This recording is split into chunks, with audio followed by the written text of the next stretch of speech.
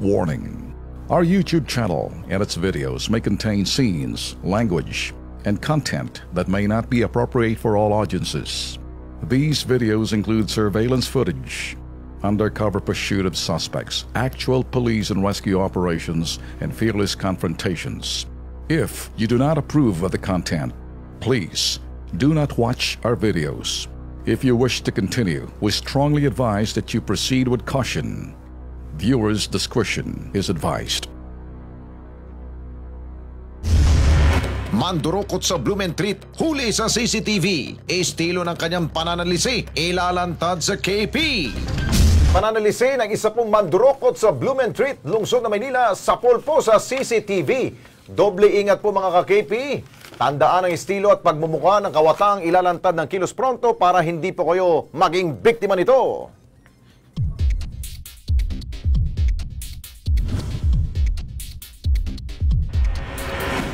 Ang bidyong ito nakuha sa cellphone camera, naging viral sa social media. Naaktuhan kasi na isang concerned citizen ang pangangalawit ng isang kawatan sa Blumentritt. Ang target, estudyante. Sa video, makikita ang pagsunod ng isang lalaking nakaputing t-shirt sa uniformadong estudyante. Mabilis ang kanyang kilos hanggang sa madikitan niya ang walang kamalay-malay na binatilyo. Dito na binuksan ng kawatan ang bag ng kanyang biktima. Pero nang maramdaman ng estudyanteng dinudukutan na siya, agad siyang pumalag.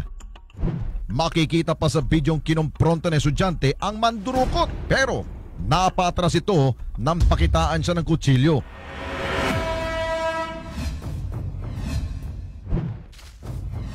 Ang lalaking bumida sa viral video, kumpirmadong kinilala ng mga vendor sa Antipolo Street sa Blumentritt bilang Alfie Bonacruz alias Apo.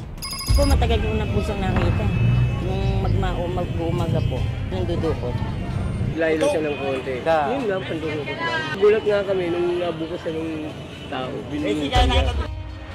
Ayon kay Kapitan Celso Sebastian ng District 2 Barangay 211, Zone 19, Blumentritt, Manila, ilang beses na rin naireklamo si alias Apo dahil sa kaso ng pagnanakaw.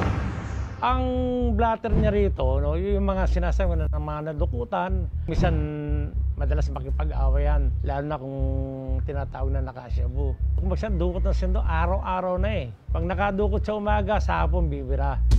Ang Substation 7 ng Jose Abad Santos Police Station agad nagpakalat ng operatiba para manmanan ang galaw ni Apo. Sangkot din daw kasi ang kawatan sa paggamit ng pinagbabawal na droga. Sa pang-aksyon na ginawa ko po ay naglagay po ako agad ng kapulisan doon sa kanto para hindi na maulit ang pangyayaring yun. 20 ng Setyembre, nahuli rin ang matinik na si Apo. Ang pangangalawit at pandurukot sa mga estudyante sa Blumentritt agad naman niyang inamin.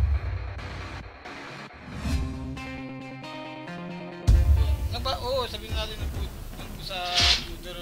Nagbago na ako doon. Ay, hindi ko na maano. Hindi ko na maano yun. Paano mo ginagawa yun? Nalakaling mo lang yun. Ayun.